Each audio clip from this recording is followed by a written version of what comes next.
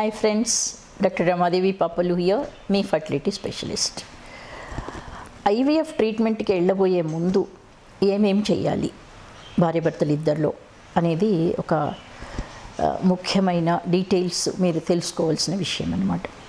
చేయబోయే ముందు ప్రతి వాళ్ళు ఏంటంటే మనము ఎక్కడ మనకి బాగా మంచి రిజల్ట్స్ వస్తాయి, ఏ సెంటర్లో మీకు చక్కగా ప్యాషనేట్గా మీతోని ఫ్రెండ్లీగా ఉండి మీకు ఏ ఇబ్బందులు లేకుండా ఎప్పుడు ఫోన్ చేసినా, ఎప్పుడు మెయిల్ ఇచ్చినా, ఎప్పుడు వాట్సాప్ ఇచ్చినా ఎవరు మీకు కరెక్ట్గా ఆన్సర్ చేయగలుగుతారు, మీ స్ట్రెస్ ఎలా రెడ్యూస్ చేయగలుగుతారు, ఎక్కడ సక్సెస్ రేట్ ఎలా ఉంది అనే విషయాలు కొంత మీరు తెలుసుకోవాల్సిన అవసరం ఉంది. ఇప్పుడు మనం చిన్న వస్తువులు ఏదన్నా కొనేటప్పుడే మనం కనుక్కుంటాం, ఇది బాగా పనిచేస్తుందా, ఇది ఎలా ఉంది, ఇది ఎంతకి కొనవచ్చు, ఇలాంటివన్నీ కూడా మీరు డౌట్స్ క్లియర్ చేసుకుంటారు. అట్లాగే మీ శరీరాన్ని ఒక డాక్టర్ చేతిలో పెట్టే ముందు మరి అక్కడ మీకు ఏ రకం ప్రాబ్లము లేకుండా మంచి రిజల్ట్స్తో తొందరగా మీరు బయటికి రాగలుగుతారా లేదా అనేది తెలుసుకోవాల్సిన అవసరం మీకు ఉంటుంది. ఈ ప్రిపరేషన్ ఒకసారి సెలెక్ట్ చేసుకున్న తర్వాత ఏ డాక్టర్ని కలవాలి, ఏ సెంటర్కి వెళ్ళాలి, ఐవీఎఫ్ సెంటర్కి అని ఒకసారి డాక్టర్స్ దగ్గరికి వెళ్ళిన తర్వాత ముఖ్యంగా ఆడవాళ్ళకి పరీక్షలు ఎక్కువగా ఉంటాయి. ఎందుకంటే ఒక్క ఎగ్ ఉంటే సరిపోదు, బేబీ 9 నెలలు పెరగాలంటే మిగిలినవన్నీ కూడా అమ్మాయి బాడీలో కరెక్ట్గా ఉండాలి. దాంట్లో ముఖ్యంగా ఎగ్ గురించి తెలుసుకోవటానికి అవసరమైతేనేమో పీరియడ్ అయిన 3వ రోజు బేస్ లైన్ ఎఫ్ఎస్హెచ్-LH అంటాం, ఇది తర్వాత ఏఎంహెచ్ ఇన్హ్యూబిన్, తర్వాత ఓవేరియన్ రిజర్వ్ తెలుసుకోవటానికి ట్రాన్స్వేజనల్ స్కానింగ్. అదే స్కానింగ్లో మనకి ఇంకా రకరకాల విషయాలు తెలుసుకోవచ్చు. గర్భసంచిలో కంతిగడ్డలు ఏమన్నా ఉన్నాయా, లోపల ఎండోమెట్రియంలో ఏమన్నా పాలిప్స్ ఏమన్నా ఉన్నాయా, ఫైబ్రాయిడ్స్ గురించి తెలుసుకోవచ్చు. అలాగే ఎడినోమయోసిస్ అంటే మెన్స్ట్రల్ బ్లడ్ గర్భసంచి గోడలో కనుక ఉంటే దాన్ని ఎడినోమయోసిస్ అంటాం, అది ఉన్నా కూడా ప్రెగ్నెన్సీ రాదు. అందుకని స్కానింగ్లో యూట్రస్ గురించి క్రిస్టల్ క్లియర్గా మనం తెలుసుకోవచ్చు. ఫైబ్రాయిడ్స్, పాలిప్స్, ఎడినోమయోసిస్ ఇవి మనకి స్కానింగ్లో కలర్ డాప్లర్ కూడా వేసి చూసుకోవచ్చు అన్నమాట. తర్వాత జనరల్ ఇన్వెస్టిగేషన్స్ అంటే జనరల్ హెల్త్ కూడా అమ్మాయికి బాగుండాల్సిన అవసరం ఉంటుంది. అందుకని హీమోగ్లోబిన్ ఎలా ఉంది, ఏదైనా ఇన్ఫెక్షన్స్ ఉన్నాయా అని ఈఎస్ఆర్, సిఆర్పి ఇవి చేయాల్సిన అవసరం ఉంటుంది. తర్వాత జనరల్గా మనకి కామన్ ప్రాబ్లమ్స్ ఏంటంటే HIV, hepatitis B, hepatitis C ఇటువంటి ఇన్ఫెక్షన్స్ ముందుగానే క్లియర్ చేసుకోవాల్సిన అవసరం ఉంటుంది. బ్లడ్ షుగరు కూడా చాలా ఇంపార్టెంట్, ఎందుకంటే ఈ కాలంలో మనకి తెలియకుండా చాలామందికి బ్లడ్ షుగర్ అనేది పెరుగుతుంది.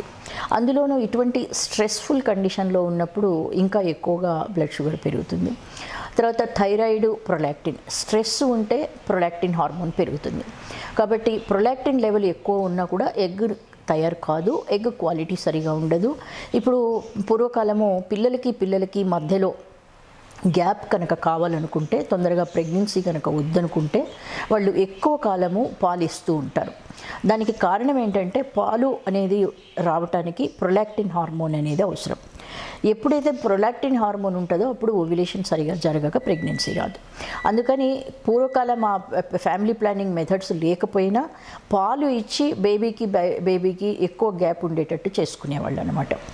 తర్వాత థైరాయిడ్ కూడా మనకి ఎవ్రీ ఆల్టర్నేట్ విమెన్లో మనము హైపోథైరాయిడిజం అనేది ఈ మధ్యకాలంలో చూస్తున్నాం. కనీసం ప్రతి ఎవ్రీ 5 విమెన్లో ఒక లేడీకి హైపోథైరాయిడిజం అనేది కనిపిస్తుంది. కాబట్టి థైరాయిడ్ ప్రొఫైల్ టెస్ట్ చేయటం కూడా అవసరం.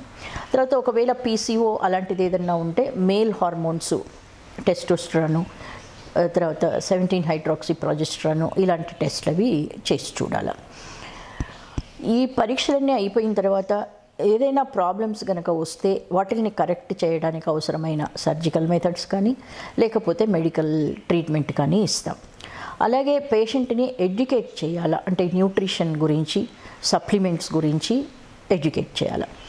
ఇవి మెడిసిన్స్, సప్లిమెంట్స్ ఇస్తూ మంచి న్యూట్రిషన్ తీసుకుంటూ పీరియడ్ అయిన 18వ రోజు వచ్చి బయోఫిజికల్ ప్రొఫైల్ అనే టెస్ట్ చేయించుకోవాలి. ఇది యూట్రస్లో 2 లేయర్స్, ముఖ్యంగా ఎండోమెట్రియం, మయోమెట్రియం అనేవి 2 ఉంటాయి. ఎండోమెట్రియంలో బేబీ పెరగటానికి ఉపయోగపడే లేయర్, అంటే ఇది ఒక నేలలాగా మనం విత్తనం కనుక పెడితే నేల ఎలా చేస్తుందో ఇది అలా చేస్తుంది. కాబట్టి 18 రోజుకల్లా ఎండోమెట్రియము మినిమంగా 0.8 సెంటీమీటర్స్, మ్యాక్సిమంగా 1.2 సెంటీమీటర్స్ ఉండాలి.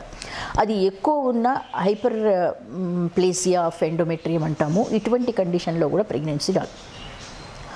1.3 సెంటీమీటర్స్ కన్నా ఎక్కువ కనుక ఉంటే ప్రెగ్నెన్సీ రేటు చాలా తక్కువైపోతుంది అనమాట. ఆ టైంలో మనకి పాలిప్స్ కూడా, ఎండోమెట్రియంలో పాలిప్స్ ఏదన్నా ఉంటే అవి కూడా క్లియర్గా కనిపిస్తాయి.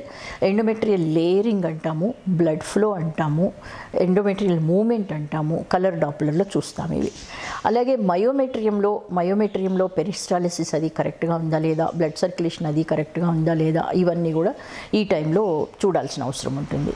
తర్వాత యూట్రైన్ ఆర్టరీ బ్లడ్ ఫ్లో ఎలా ఉంది, ఇవన్నిటినీ కలిపి స్కోరింగ్ ఇస్తామన్నమాట. ఈ scoring out of 20 at least 14 to 16 కనుక వస్తే ఇంప్లాంటేషన్, పిండం లోపల పెట్టినప్పుడు ఇంప్లాంటేషన్ ఫెయిల్యూర్ అనేది రాకుండా ఉంటుందన్నమాట. ఇవి ముఖ్యంగా మనము ఆడవాళ్ళల్లో ఐవీఎఫ్ కన్నా ముందు ప్రిపరేటరీగా చేయవలసిన పద్ధతులు. అలాగే మగవాళ్ళల్లో స్పర్మ్ అనేది ఒట్టి సెమెన్ అనాలిసిస్ చేస్తే సరిపోదు.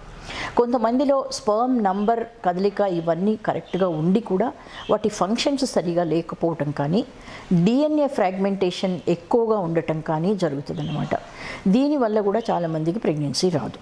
అందుకని సెమెన్ అనాలిసిస్తో పాటు స్పర్మ్ ఫంక్షన్ అంటే హెడ్, టెయిలు, మిడ్ పీసు, యాక్రోజోమ్, న్యూక్లియస్ ఇవి అన్నీ కరెక్ట్గా పనిచేస్తున్నాయా లేదా అనేదానికి పరీక్షలు ఉంటాయి. అలాగే ఈ సెమెన్ టెస్టిస్లో తయారైన తర్వాత పెనిస్లోకి వచ్చే మార్గంలో 2 గ్రంథులు కలుస్తాయి, ప్రాస్టేట్ అని, సెమినల్ వెసైకిల్ అని. వీటిల్లో ప్రాస్టేట్లో ముఖ్యంగా చాలాసార్లు ఇన్ఫెక్షన్స్ కనిపిస్తుంటాయి. అటువంటి వాళ్ళల్లో సెమెన్లో పస్ సెల్స్ ఎక్కువగా ఉండే అవకాశం ఉంటుంది. పస్ సెల్స్ ఎక్కువగా ఉన్నా కూడా డిఎన్ఏ ఫ్రాగ్మెంటేషన్ ఎక్కువ అవుతుంది, స్పర్మ్ క్వాలిటీ దెబ్బతింటుంది, దానివల్ల ప్రెగ్నెన్సీ రాదు. అందుకని సెమెన్ను కూడా కల్చర్ సెన్సిటివిటీ చేయటము, పస్ సెల్స్ ఎన్ని ఉన్నాయి అని తెలుసుకోవటము, అవసరమైన మెడిసిన్స్ వాడటము, అలాగే మనకి యాంటీ ఆక్సిడెంట్స్ అంటే మనకి బయట ఉన్న పొల్యూషన్ వల్ల ఈ డిఎన్ఏ ఫ్రాగ్మెంటేషన్ పెరుగుతుంది. అందుకని యాంటీ ఆక్సిడెంట్స్ అనేది ఇవ్వటము, ఇవన్నీ కూడా మనం చేసుకోవాలి.